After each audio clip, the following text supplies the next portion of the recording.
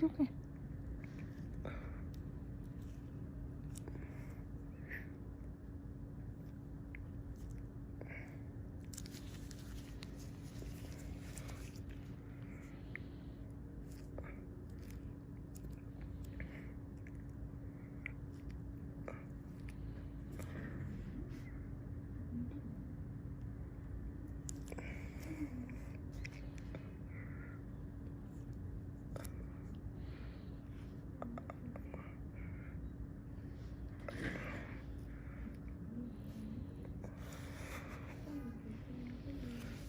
Nằm ở đây cho đỡ đau này.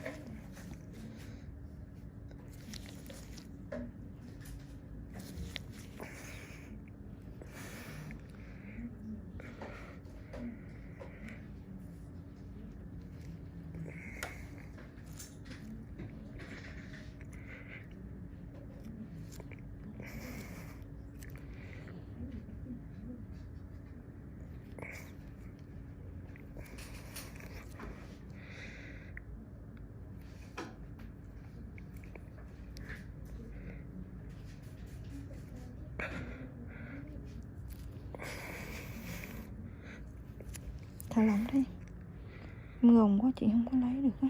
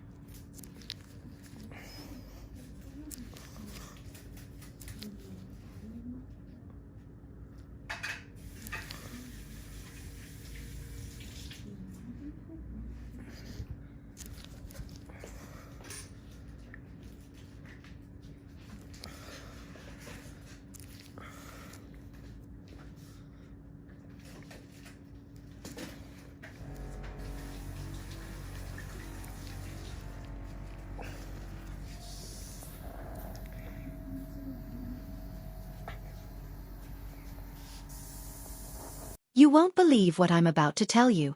I'm sitting here from the county jail. Just kidding. But I almost ended up there for real. The moment I saw Sarah sprawled on our front steps, clutching her shoulder in agony, something cold and calculating clicked inside me.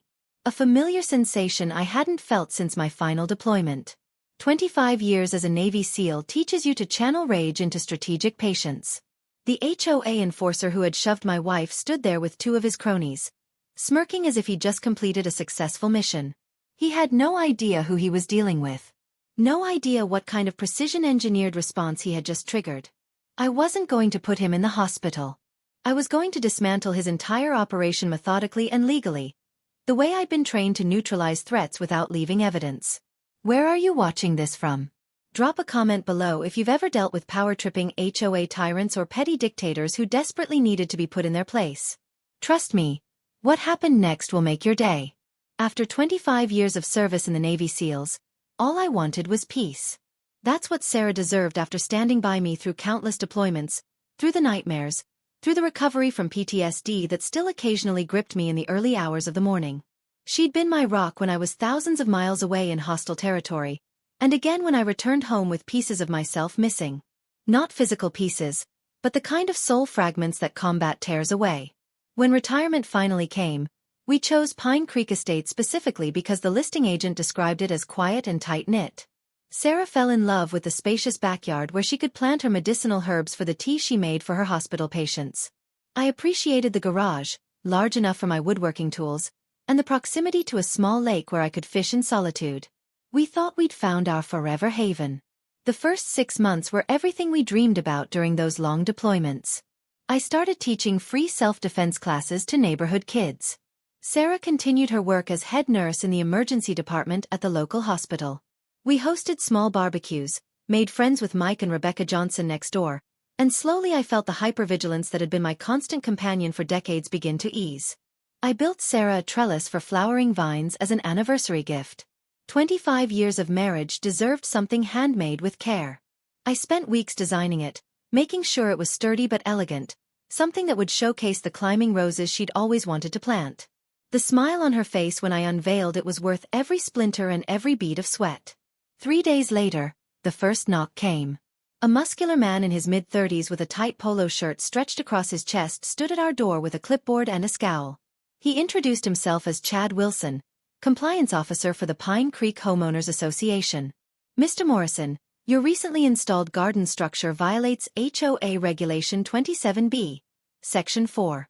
All external modifications require pre-approval by the Architectural Review Committee. This is a $500 violation, and the structure must be removed within 48 hours. I remember blinking slowly, processing his words with the same deliberate calm I'd use when receiving unexpected intelligence in the field. I explained that we hadn't been aware of the need for pre-approval but would be happy to submit the paperwork retroactively. The rules are the rules. There's no retroactive approval process. Remove it or the fine doubles. He slapped the violation notice into my hand and strutted back to his HOA-branded SUV. That evening, as Sarah and I reviewed the HOA bylaws, a document I now realized we should have studied more carefully before purchasing, Mike Johnson leaned over our shared fence. "I see you've met the HOA enforcement squad," he said with a grimace. "Be careful with them. I'm a retired cop and even I can't stomach how they operate. Karen Matthews runs this place like it's her personal kingdom. They've forced at least 3 families to sell and move out in the past year alone.